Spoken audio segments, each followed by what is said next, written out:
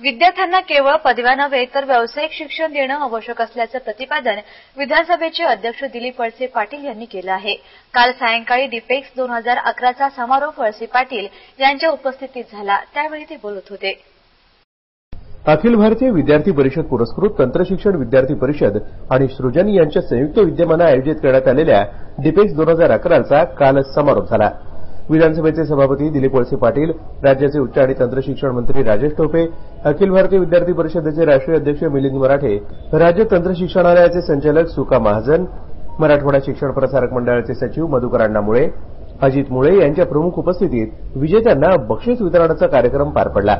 याप्रसंगी बोलताना उच्च आणि तंत्रशिक्षण मंत्री राजेश टोपे यांनी विद्यार्थी हाच केंद्रबिंदू मानून शिक्षण व्यवस्था असायला हवी आणि विद्यार्थ्यांनी नाविन्यपूर्ण शोध लावायला हवे असं प्रतिपादन केलं।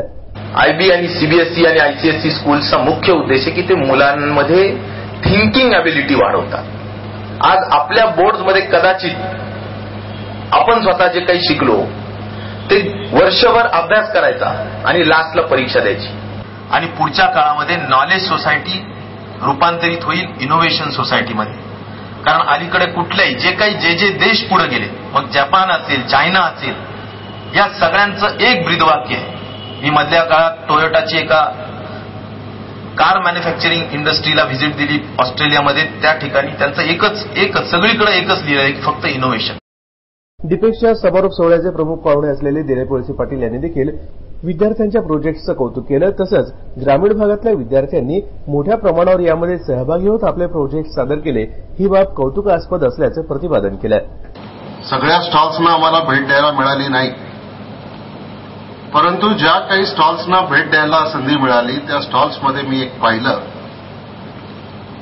की ग्रामीण भागातल्या प्रश्नाशी रिलेटेड प्रोजेक्ट्स जास्त होते, हे मला इथं आल्याच्या नंतर बघायला मिळालं।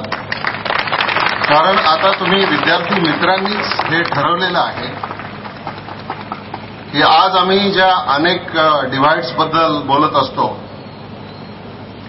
मग सामाजिकदृष्ट्या असलेला डिव्हाइड, टेक्नॉलॉजिकली असलेला डिव्हाइड, तसा एक रुरल आणि अर्बन हा एक डिव्हाइड आहे। आज शहरामधले प्रश्न आणि ग्रामीण भागातले प्रश्न हे अलग अलग प्रश्न आहेत। गेल्या 23 वर्षांपासून या कार्यक्रमाचं नियमित आयोजन केल्याबद्दल विद्यार्थी परिषदेचंही मान्यवरांनी यावेळी कौतुक केलं।